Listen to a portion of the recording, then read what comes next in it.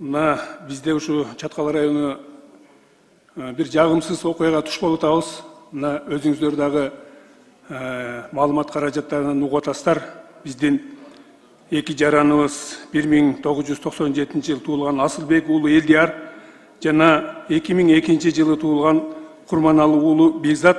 Булар 11 күндөн бери дайынсыз жоголуп, 1 сентябрь күнү Баймак пост аркылуу алардын жансыз денеси мекенине кайтып келген.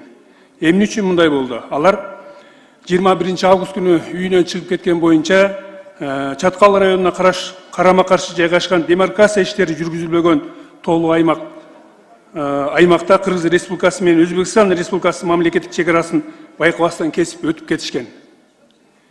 Менин айтайын дегеним, урматтуу төрага, мына ушул бул сейрек кездешүүчү эндик кызыл китепте турган өсүмдүк, мына ушунун тамыры 2020 жылдан баштап 300 сомдон 1000 сомго чейин чыкты да.